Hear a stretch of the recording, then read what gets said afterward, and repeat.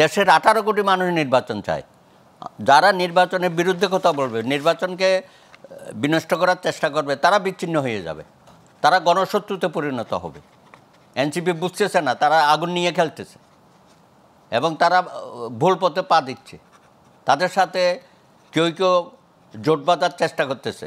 NCP তো সকালে এক কথা বলে, দুপুরে এক কথা বলে, বিকেলে আরেক কথা বলে না।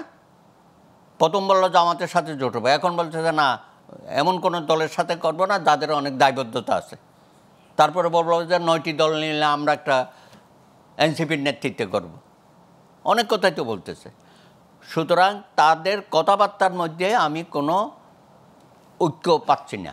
আর জামাতে ইসলাম যেটা বলছে, জামাতে ইসলামী তো কালকে থেকে আন্দোলনে নেমে গেছে, আগে গণভোট নিতে হবে। ওনারা তো আগেও এগুলো বলেছে। এগুলো হচ্ছে রাজনৈতিক স্লোগান, রাজনৈতিক বক্তব্য দিয়ে জনগণের দৃষ্টি আকর্ষণ করা। যে কোনো মূল্যে ফেব্রুয়ারিতে নির্বাচন হবে। এই নির্বাচন কেউ বাংলাদেশে ঠেকাতে পারবে না। ওই দিল্লিতে যিনি বসে আছেন তিনিও পারবে না, আর এইখানে বসে যারা এইসব নির্বাচনের বিরুদ্ধে কথাবার্তা বলতেছে তারাও এটাকে ঠেকাতে পারবে না। সারা দেশের মানুষ ঐক্যবদ্ধ হয়ে গেছে। নির্বাচন, পুলিশ প্রশাসন, সেনাবাহিনী, পুলিশ বাহিনী, আজকেও তো একটা উচ্চ পর্যায়ের মিটিং হয়ে গেল নির্বাচনের দিকে, এবং কবে শিডিউল হবে সেটাও অ্যানাউন্স হয়ে গেছে। তো দেখি নামুক না রাস্তায়। আমি তো মনে করি এগুলো হচ্ছে, আমি একটু বলেছি যে রাজনৈতিক বক্তব্য দিয়ে মাঠ গরম করা, হ্যাঁ সেগুলো না। রাজনৈতিক বক্তব্য তো অনেক কিছু হয়, কিন্তু মাঠে নামার ঘটনাটা যেহেতু সবাই 8 মাস যাবত সবাই ঐক্যবদ্ধ এই কারণে হয়েছে যে কারণ মাঠে নামতে হবে না, আন্দোলন করতে হবে না, সবাই নির্বাচনের দিকে যাবে। আমরা তো চাই না যে নতুন করে আবার মাঠ গরম করতে হবে, কিন্তু সেই মাঠে আমরা মাঠ গরম করব নির্বাচনী মাঠ। আমরা সেটাই জানি যে আগামী 3 মাস তাই হওয়ার কথা, কিন্তু সেখানে নির্বাচনের প্রস্তুতির আগে গণভোটের যে প্রস্তুতির কথা জামাতে ইসলাম বলছে, আপনি বলছেন যে না, কোনোভাবেই ঠেকানো যাবে না ফেব্রুয়ারিতে নির্বাচন। না না, আর এটা তো অবাস্তব। তারা একটা দাবি নিয়ে আসে, প্রথম বলছিল পিয়ার ছাড়া হবে না, তো ভাই এখন কোথায় গেল পিয়ার তো হাওয়া হয়ে গেছে। তারপরে এখন বলছে গণভোট আগে দিতে হবে।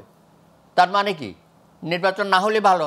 এখন ক্ষমতায় না গিয়ে যদি ক্ষমতার অংশীদারিত্ব পাওয়া যায় তাহলে তাদের আর নির্বাচনের দরকার নেই। তাদের মাথার তো এখন আর নির্বাচন নাই, তারা তো সব জায়গায় অংশীদারিত্ব পেয়ে গেছে, আরও পাবে, এই আশাবাদ তারা ব্যক্ত করছে আর কি। তো যাই হোক, ওগুলো তো কোনো কাজ হবে না। বিএনপি আজকে হয়তো অনেক কথাবার্তা বলে ফেলেছে, হ্যাঁ, আপনি কাল পরশু থেকে দেখবেন যে অনেক কুল ডাউন হবে। আমরা কেউ চাই না বাংলাদেশে এখন একটা উত্তেজনাময় পরিস্থিতি সৃষ্টি হোক। তাইলে বাইরে বসে যারা আমাদের রাষ্ট্রের বিরুদ্ধে, আমরা যাতে স্বাভাবিক গতিতে চলতে না পারি, এখানে যাতে নির্বাচনটা ভণ্ডুল হয়, যারা চেষ্টা করতেছে বা মধ্যে মধ্যে কিছু উকিঝুঁকি মারছে এখানে, তো তারা তো সুযোগটা পেয়ে যাবে। আমরা সেই সুযোগটা দেব না।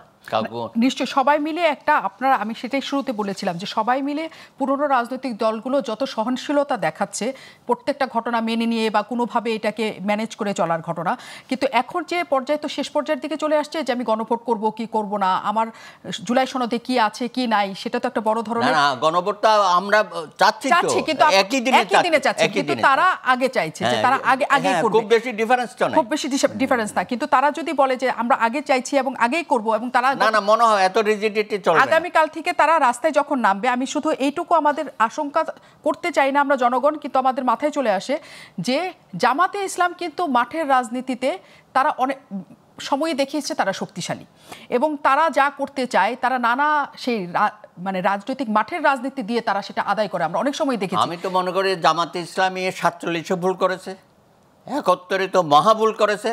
আবার এসব কর্মসূচি মাঠে নামুক, জামাতে ইসলামী আবার অনেক বিপদের মধ্যে পড়বে তারা, এবং পুরানো সমস্ত কাহিনী আবার সামনে চলে আসবে। আল বদর, আল শামস থেকে শুরু করে যত কাহিনী তারা করেছে 71 সনে, তাদের বিচার কি হয়েছে? চলমান, ট্রাইব্যুনাল এখনো চলমান, তাদের বিচার অসমাপ্ত রয়ে গেছে। এই শেখ হাসিনা রেজিমের বিচার হচ্ছে, ভবিষ্যতে তাদেরও আবার বিচারের সম্মুখীন হতে হবে। সুতরাং এত সহজ না। এখন হয়তো মনে হচ্ছে যে ক্ষমতার খুব কাছাকাছি এসে গেছে। আরে ভাই, ক্ষমতা, জনগণের ভোট ছাড়া ক্ষমতায় কি যাওয়া যায় নাকি? সারা জীবন তো এগুলোই করেছেন। আপনি ভোট করে দেখান, আপনি ক্ষমতায় যাবেন না অপোজিশনে বসবেন না তৃতীয় দল হবেন, সেটা তো জনগণ ঠিক করবে। কিন্তু ওনাদের কথাবার্তায় হাবভাবে মনে হচ্ছে যে ওনারা বোধহয় অলরেডি ক্ষমতায় বসে গেছে, এবং ইউনূস সাহেবকে দিয়ে সব কিছু করানো যাবে। ইউনূস সাহেব কারো দাসত্ব মেনে নেওয়ার জন্য ওখানে বসে নাই। হ্যাঁ, এমনকি আমি বলবো এনসিপিও যেভাবে ইউনূস সাহেবরে কাজ করাইতে চায় সেটা আর সম্ভব হবে না। এটা প্রথম দিকে সম্ভব ছিল। সমস্ত আন্তর্জাতিক শক্তিগুলো এখন আমাদের দিকে তাকিয়ে আছে এবং সকলেরই এককতা, একটা সুষ্ঠু গ্রহণযোগ্য অংশগ্রহণমূলক মানে কি? অংশগ্রহণ মানে জনগণের অংশগ্রহণমূলক, যাতে হাইয়েস্ট পার্সেন্ট ভোটাররা ভোট কেন্দ্রে যেতে পারে, শান্তিপূর্ণভাবে ভোটাধিকারটা প্রয়োগ করতে পারে, এটাই হলো অংশগ্রহণ। সবাই তাই বলতেছে। সুতরাং নির্বাচন অবশ্যম্ভাবী। অনেক ধন্যবাদ। নির্বাচন অবশ্যম্ভাবী এবং আপনি যে আসার কথা বলছেন যে আগামীকাল থেকেই অনেকখানি শান্ত হবে রাজনৈতিক দলগুলো এবং আবারও একটা আলোচনার মাধ্যমে এটা শেষ হবে, কিন্তু আলোচনায় বেলা অনেক গড়িয়ে যায় কিনা সে আশঙ্কা তো রয়েই যায়।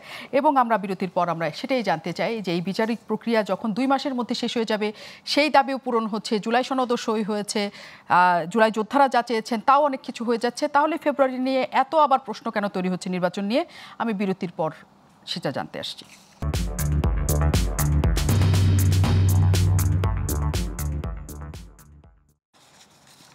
অনেক ধন্যবাদ দর্শক আমাদের সাথে থাকার জন্য। আমরা আলোচনা করছিলাম একই সাথে জুলাই সনদ, বিচার কাজ, কারণ সামনে নির্বাচন, সেটা নিয়ে কি হবে, কারণ নতুন করে একটা সংকটের জায়গা তৈরি হচ্ছে। যদিও আশা দেখেন প্রবীণ যারা রাজনীতিবিদ আছেন যে এর মধ্যে সকল সংকটের সমাধান হবে, কিন্তু তরুণ যারা আছেন তারা কি ভাবেন? ট্রাইব্যুনালের আমরা ব্যারিস্টার তামিমের কাছে যেতে চাই যে প্রক্রিয়া শুরু হয়েছে, যেটা শেষ হয়ে যাওয়া প্রক্রিয়া, যেদিন আসলে জুলাই সনদ শেষ হলো মনে হয়েছে যে আসলে অনেক দীর্ঘ একটা প্রক্রিয়া শেষ হলো, এখন সবকিছু নির্বাচনের দিকে সবাই হাঁটবে, কারণ সবার একটা যে প্রতিশ্রুতি আমরা দেখতে পাচ্ছি।